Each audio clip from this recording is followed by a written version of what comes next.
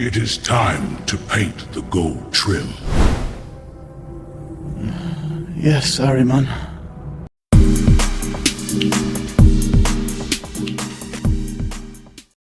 Welcome back to my channel, everyone. So in this video, I'll be showing you how I painted this Khorne army for Age of Sigmar. This is how I sub-assembled the models on the Juggernauts.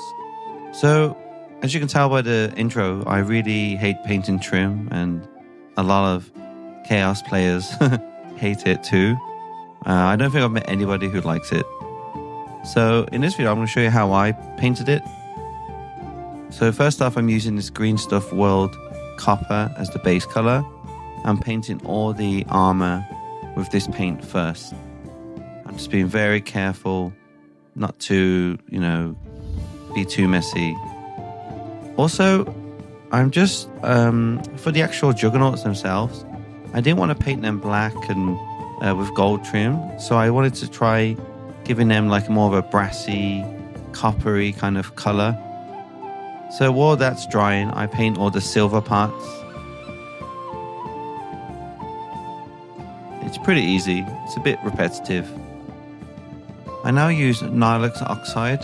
You can even use a watered down turquoise paint also, if you don't have this technical paint. I just go over all the copper areas just to get it ready for the next step, which will be dry brushing. For the separate pieces of the rider, I just stuck them on blue tack and then on the painting handle, and that worked pretty well. Now I use Canoptech alloy, and I dry brush this all over the models now. But I try to make sure the turquoise Nihilux Oxide is still showing. So just be very careful not to be too heavy with this dry brush.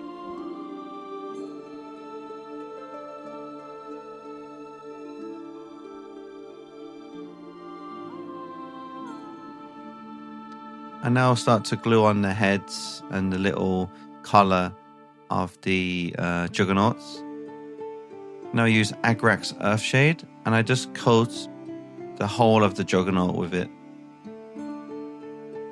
And don't worry, if you don't have to worry about thinning it, just go mad. But make sure it doesn't pull too much. And now for the shields, I use some contrast black paint, and I just block out all the areas. Here I use some red for the little tabards, but then later on I actually painted it black. And then again I dry brush again with some gold as well.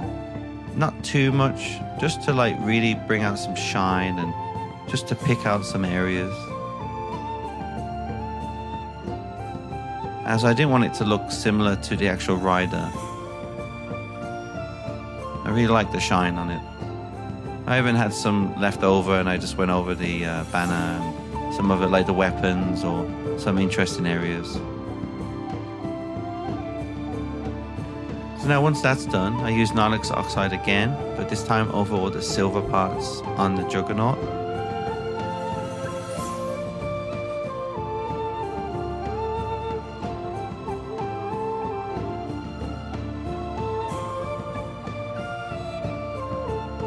And I use steel, and I dry brush this over those metallic areas. Then I use silver. Sorry about the pot, I've been using it for a while and the airbrush has splattered on it. And then I use that lighter silver to dry brush once again, just to pick out some areas. And then this is how it looks. Now I glue on the legs of the rider. As you can see, it's much different. And the head again as well.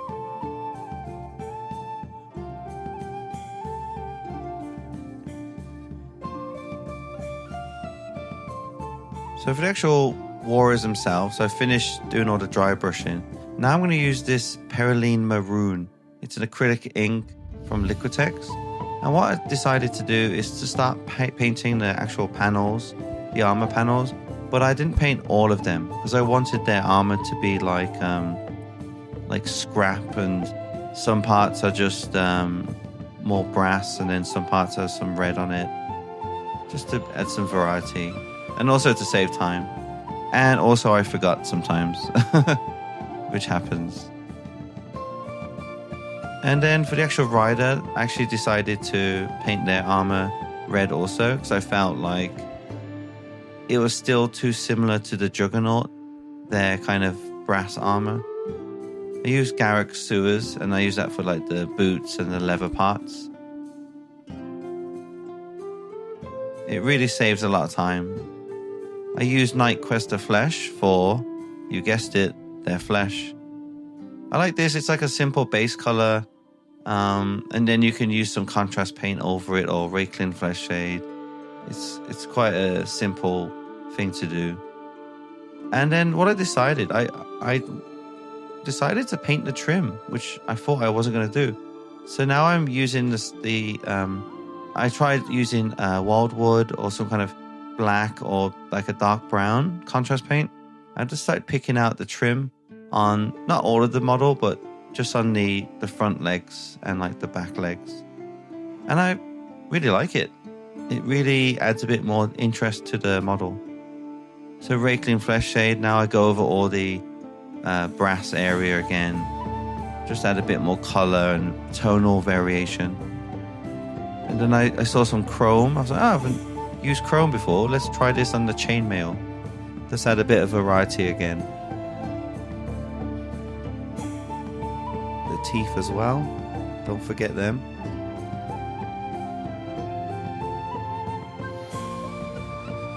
So this whole process, to be honest, is an experiment. I wasn't sure what I was doing, and then it just evolved over time. This is how the rider looks on top of the Juggernaut. I use jack bone from P3, and I pick out all the bone areas or like the straps on the axes. You don't have to, you can still use the brown contrast paint on the handles for the axes. It's really up to you.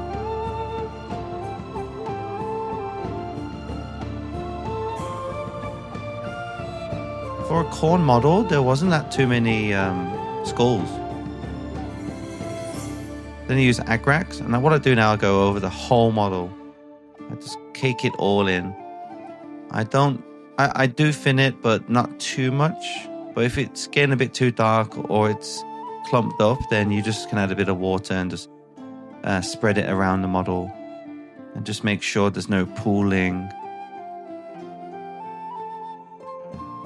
And just kind of ties it all together now.